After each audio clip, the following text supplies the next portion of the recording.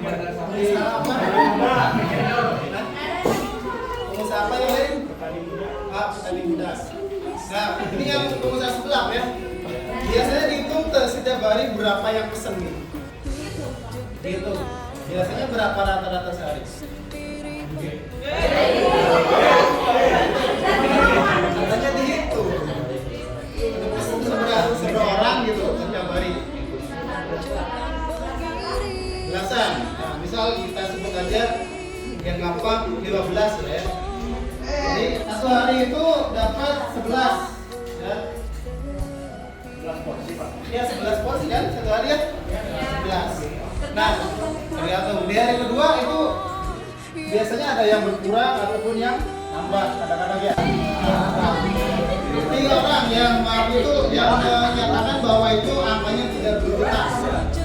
Berarti yang lain sok yang menganggap bahwa angkanya itu berurutan. Nah, 1 orang. Di sini ada berapa orang itu?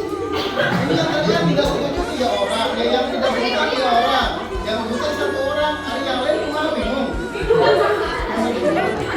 Nah, coba kita lihat ya.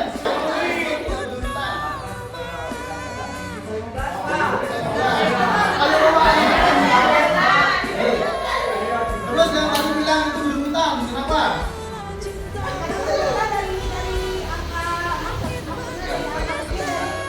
Oh, dari yang kecil ke besar, itu berurutannya. Berarti tujuannya benar atau salah? Tidak berurutan karena langsung ke apa? Coba, saya ingin mengambil sejabat kalian ya. Dari sini ke sini itu nambahnya berapa? Dari sini ini nambahnya berapa? Berarti itu disebut berurutan nggak kalau begitu? Jadi tadi yang tidak berurutan jadi pindah ke lain hati gitu. Iya. Jadi berurutan. Jadi gimana ini setuju berurutan atau enggak? Berurutan. Apa liar Pak? Yuk. Nah, kita sekarang akan belajar yang namanya barisan aritmetika ya. Kita sekarang mau belajar yang namanya barisan aritmetika. Nah, nanti kalian ketika kita belajar ini, kalian tuh nanti bisa, kalian diharapkan itu bisa ya di tujuannya ini, tujuan belajar kita kali ini kalian diharapkan yang pertama itu bisa mengidentifikasi pola,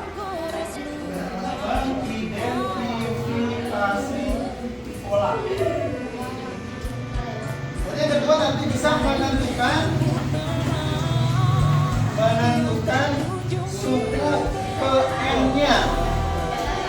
Yang ketiga nanti bisa menentukan jumlah N suku pertama. Nah, kemudian yang terakhir bisa memahami pembelajaran kali ini. Jadi ada 4 tujuannya. Nah, jadi jawaban tadi yang katanya itu berpola atau yang tadi katanya tidak berurutan, nah kita jawab. Ini sebetulnya itu angka yang berurutan atau enggak, atau angka yang berpola atau enggak. Nah, sekarang ceritanya dari pengusaha sebelah kita sekarang berganti menjadi pengusaha batik. Kalau tidak salah nanti bisa rugi sebagai pengusaha batik. Ini bisa bertugas sini.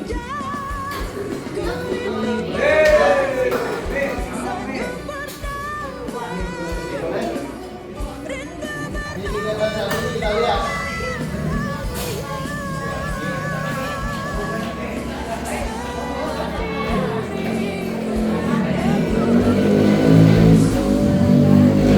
Nah, coba mari kita baca cerita berikut ini, oke?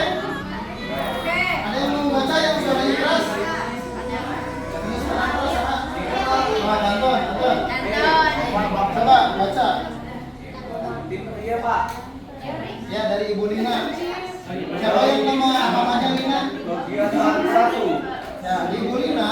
Langkah 1, marilah kita baca cerita berikut ini. Ya. Ibu Lina, seorang perajin batik di Salawan, dapat menyelesaikan 8 helai kain batik selama 1 bulan. Ya. Iya. permintaan kayak Tar dulu. Iya, siap. Nah, jadi Ibu Rina itu katanya adalah rumahnya di mana? Di Pekalongan. Karena kata kakak slang kota batik itu di Pekalongan kan? Dan nyanyinya ya? Gimana nyanyinya? Kota batik di Pekalongan, bukan Jogja, bukan Solo. Kita bisa berjaya, dan terusnya.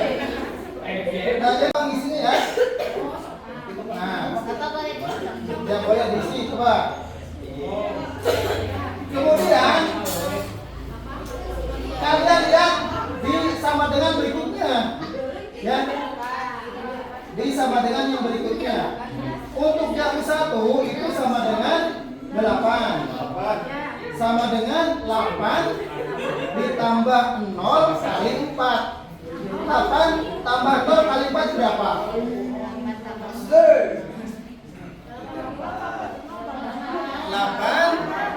8 tambah 0 kali 4 itu sama dengan 8.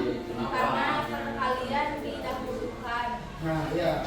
Jadi kalau ada urutan operasi matematik, ada pengurangan, perkalian, pembagian itu harus didahulukan perkalian dan pembagian dulu, baru menunjukkan pengurangan. Itu tergantung urutan, ya. Kalau perkalian dan pembagian yang depan itu pembagiannya dulu, berarti pembagiannya dulu, karena itu sejajar atau setara. Penjumlahan dan pengurangan itu juga setara. Mana yang dulu berarti yang didahulukan. Kecuali kalau ada dalam kurung. Kalau dalam kurung itu yang didahulukan. Ya.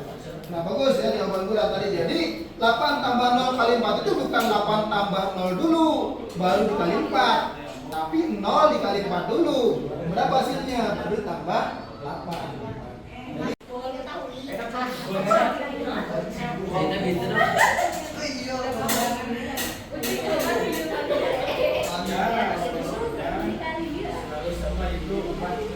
Deal, gocap deal. Oh, gas gue. Tapi gocap. Gorila. Gimana?